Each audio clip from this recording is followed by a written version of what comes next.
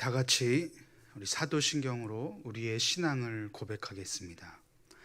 전능하사 천지를 만드신 하나님 아버지를 내가 믿사오며 그 외아들 우리 주 예수 그리스도를 믿사오니 이는 성령으로 잉태하사 동정녀 마리아에게 나시고 본디오 빌라도에게 고난을 받으사 십자가에 못 박혀 죽으시고 장사한 지 사흘 만에 죽은 자 가운데서 다시 살아나시며 하늘에 오르사 전능하신 하나님 우편에 앉아 계시다가 저리로서 산자와 죽은 자를 심판하러 오시리라. 성령을 믿사오며 거룩한 공회와 성도가 서로 교통하는 것과 죄를 사하여 주시는 것과 몸이 다시 사는 것과 영원히 사는 것을 믿사옵나이다. 아멘.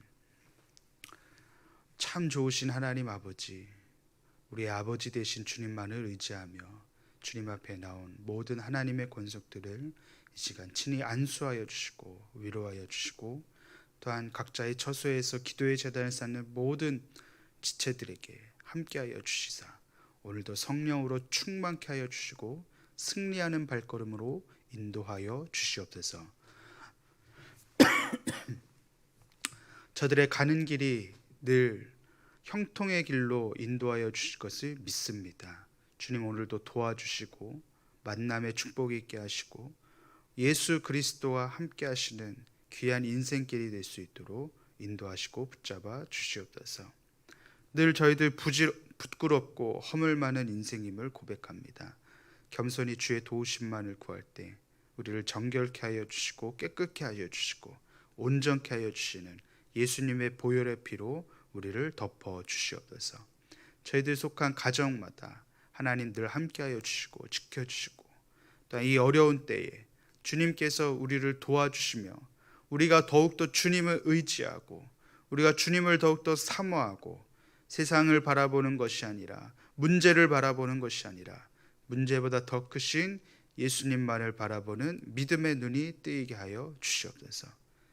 더욱더 감사하고 찬양과 경광을 온전히 주님께 올려드리며 예수님의 이름으로 기도드립니다. 아멘. 성경 말씀은 마가복음 13장 1절로 13절 말씀입니다. 제가 갖고 있는 성경 신약 77페이지에 있는 마가복음 13장 1절로 13절 말씀입니다. 성경 말씀을 봉독하겠습니다. 예수께서 성전에서 나가실 때에 제자 중 하나가 이르되 선생님이여 보소서, 이 돌들이 어떠하며 이 건물들이 어떠하니이까? 예수께서 이르시되 내가 이 큰 건물들을 보느냐? 돌 하나도 돌 위에 남지 않고 다 무너뜨려지리라 하시니라. 예수께서 감난산에서 성전을 마주 대하여 앉으셨을 때에 베드로와 야고보와 요한과 안드레가 조용히 묻되 우리에게 이르소서, 어느 때에 이런 일이 있겠사오며 이 모든 일이 이루어지려 할 때에 무슨 징조가 있사오리이까? 예수께서 이르시되 너희가 사람의 미혹을 받지 않도록 주의하라. 많은 사람이 내 이름으로 와서 이르되 내가 그라하여 많은 사람을 미혹하리라. 난리와 난리의 소문을 들을 때에 두려워하지 말라. 이런 일이 있어야 하되 아직 끝은 아니니라. 민족이 민족을, 나라가 나라를 대적하여 일어나겠고 곳곳에 지진이 있으며 기근이 있으리니 이는 재난의 시작이니라. 너희는 스스로 조심하라. 사람들이 너희를 공회에 넘겨주겠고 너희를 회당에서 매질하겠으며 나로 말미암아 너희가 권력자들과 임금들 앞에 서리니 이는 그들에게 증거가 되려 함이라. 또 복음이 먼저 만국에 전파되어야 할 것이니라. 사람들이 너희를 끌어다가 넘겨줄 때에 무슨 말을 할까 미리 염려하지 말고 무엇이든지 그때에 너희에게 주시는 그 말을 하라. 말하는 이는 너희가 아니요 성령이니라. 형제가 형제를, 아버지가 자식을 죽는 데에 내주며 자식들이 부모를 대적하여 죽게 하리라. 또 너희가 내 이름으로 말미암아 모든 사람에게 미움을 받을 것이나 끝까지 견디는 자는 구원을 받으리라. 아멘. 이 예루살렘, 지금 우리가 예루살렘 간혹 뉴스에서 팔레스타인과의 어떤 분쟁으로 말미암아서 이렇게 간혹 나오는 곳이죠. 예루살렘. 많은 성지 순례객들이 기독교뿐만 아니라 가톨릭, 이슬람, 그리스 정교회 여러 종교가 다 성지로 여기는 이 예루살렘 이 성전은 다윗의 아들 솔로몬에 의해 완공되었습니다. 그리고 그 성전이 나중에 바벨론에 의해 파괴되고 훗날 이제 페르시아의 관용 정책에 의해서 풀려난 포로들이 예루살렘에 돌아와 성전을 재건하는데 그것을 제2성전이라고 합니다. 혹은 수룹바벨 성전이라고 말합니다. 근데 이 성전이 예수님 시대의 헤롯 왕에 의해서 증축이 됩니다. 예루살렘에 가는 우리가 미디어를 통해서 볼 수 있는데 이제 정통파 유대인들이 이렇게 막 머리를 흔들면서 기도하는 그곳이 바로 이제 통곡의 벽이라고 하는데 그 통곡의 벽이 제2성전 때 지어진 것이라고 합니다. 그러니까 현재 남아있는 통곡의 벽과 고대의 문헌 기록을 토대로 고증한 예루살렘 성전이 인터넷에 많이 나와 있는데 실제로 3D로 복원한 영상을 찾아보면 아주 크고 화려합니다. 그러니까 지금 시대의 눈으로 볼 때도 굉장히 크고 화려한 성전이었는데 아마 당시 사람들에게도 그 성전이 주는 이 위용, 그 성전 앞에서 특별히 이제 종교를 갖고 있는 유대인들에게는 아마 크게 압도되었을 것입니다. 그런데 예수님께서 그 크고 화려한 화려함에 사람들이 압도되었던 그 충분한 그 성전을 향해서 뭐라고 말씀하시느냐? 본문 2절에 보시면 예수께서 이르시되 내가 이 큰 건물들을 보느냐? 돌 하나도 돌 위에 남지 않고 다 무너뜨려지리라 하시니라. 이 성전 파괴를 예고하십니다. 예수님 왜 이런 말씀하셨을까요? 당시 예수님은 눈에 보이는 화려함으로 치장한 성전 종교, 이 성전 종교를 향해 예언의 말씀을 하신 것이죠. 마치 열매 없는 무화과 나무를 저주하신 것처럼 어제 말씀드렸던 서기관들을 향해 그들의 껍데기뿐인 신앙을 경계하라고 하신 말씀도 일맥상통합니다. 그러니까 예수님 말씀하신 성전 파괴는 어떤 의미일까요? 그리고 그 말씀을 통해서 지금 이 시대에 우리가 깨달아야 할 교훈은 무엇일까요? 첫 번째로는 이 만몬으로 대표되는 물질을 탐하는 신앙을 파괴하십니다. 이 당시 종교 지도자들은 돈을 많이 받았습니다. 마가복음 11장에 나와 있듯이 성전 안뜰에서 장사하는 상인들과 결탁한 종교 지도자들은 뇌물을 많이 받았다는 것이죠. 어제 우리가 본 12장 40절에도 보면 그들은 과부의 가산을 삼키고 있다라고 말하고 있습니다. 그러니까 사회적 약자들을 돌보고 그들을 생명으로 또 여러 가지 복지로 이끌어야 될 종교 지도자들이 오히려 그들을 착취의 대상으로 여겼다는 것이에요. 그러니까 얼마나 돈을 좋아했는지를 우리는 충분히 추측할 수가 있습니다. 그러니까 오늘날 우리가 경계해야 할 성전 신앙은 어떤 신앙입니까? 끊임없이 돈을 탐닉하는 물질을 탐하는 신앙입니다. 그러니까 우리가 사실은 이 코로나19 사태 때문에 지금 많이들 어렵죠. 많이 어려운데 이때 우리가 주님이 원하시는 우리 교회 공동체에 원하시는 바가 무엇일까 곰곰이 생각해 볼 때 한 두 가지 정도 저는 떠오르는 생각이 있었습니다. 하나는 내가 거룩한 성전이 되어야 한다. 주님이 원하시는 거예요. 건물이 아니라 어떤 모임 집합 장소가 아니라 나 자신이 하나님의 성령이 거하시는 거룩한 성전이 되어야 한다. 또 하나는 우리 가정이 또 그러한 성전이 되어야 한다는 것이죠. 물론 이제 혼자서 신앙생활 하시는 분들에게는 또 많은 위로가 필요하겠지만 무엇보다도 나 자신이 먼저 거룩한 성전이 되어야 되겠고 또 우리 가정이 또 거룩한 성전이 되어야 한다는 것이에요. 오늘 우리가 성전 파괴를 예고하신 예수님의 이 말씀을 통해서 우리가 어떤 영적인 안목이 있어야 되겠습니까? 내가 끊임없이 탐욕으로 물들어갈 때, 내가 끊임없이 소유에 집착하는 그러한 모습으로 있을 때 성전이 오염될 수가 있다는 것이에요. 예수님은 그러한 성전을 향해서 내가 돌 하나도 남김없이 그 성전을 무너뜨리겠다라고 예언하셨습니다. 여러분, 우리 자신이 성전이 되어야 합니다. 오직 주님만을 사모하는 성전, 주님의 이름이 거룩히 여김을 받으실 만한 성전이 바로 저와 여러분들이 되어야 할 줄 믿습니다. 주님은 관심이 없고 온갖 물질에 대한 탐닉과 소유에 대한 집착으로 얼룩져 있다면 예수님이 거하실 만한 성전이라고 할 수 있겠습니까? 교회도 마찬가지예요. 하나님이 주인이 되시는 교회가 되어야 하는데 돈이 하나님의 자리를 대신하는 순간 그 교회는 무너지는 것이에요. 예수님의 예언을 우리는 마음속 깊이 새겨야 합니다. 오늘날 많은 사람들이 교회를 지탄의 대상으로 여기고 비난하고 또 교회가 하나님의 영광을 드러내기보다는 싸우고 온갖 인간적인 그런 허물로 비춰지는 모습, 그 중심에 뭐가 있습니까? 항상 돈이 있었다는 것이요. 돈, 이권 다툼이라든지 재정 유용이라든지. 예수님의 이 예언의 말씀을 우리는 마음속 깊이 새겨야 합니다. 우리가 먼저 거룩한 성전이 되어야 되겠죠. 너희가 하나님과 재물을 겸하여 섬길 수 없다라고 말씀하신 이 예수님의 말씀을 우리는 잊지 말아야 합니다. 둘째로 우리는 이 성전이 파괴되는 이 시기가 반드시 올 것인데 그 시기에 나타나는 징후가 무엇입니까? 사람의 미혹을 받지 말라는 거예요. 사람의 미혹을. 우리 본문 5절에 보시면 너희가 사람의 미혹을 받지 않도록 주의하라라고 말씀하십니다. 앞서 말씀드린 것 같이 이러한 성전이 파괴될 때가 있는데 이때 나타나는 징조에 대한 것이에요. 많은 사람이 내가 그라. 6절에 보시면은 많은 사람이 내가 그라. 그러니까 내가 예수다. 내가 재림주다.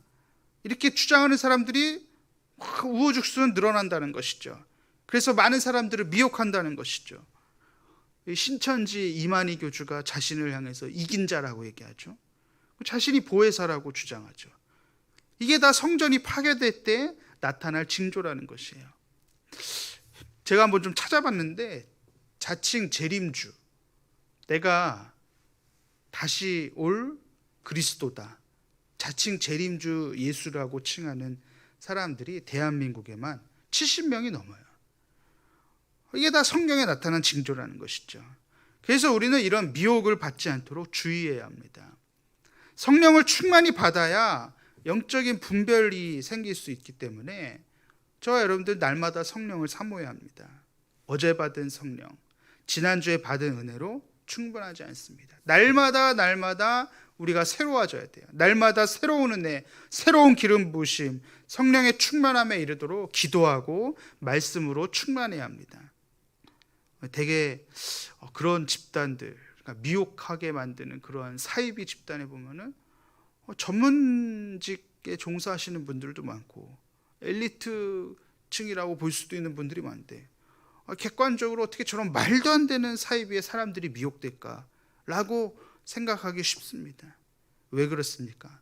그 배후에 매우 강한 견고한 진과 같은 영적인 미혹하는 세력이 있다는 것을 우리는 분별할 수 있어야 돼요.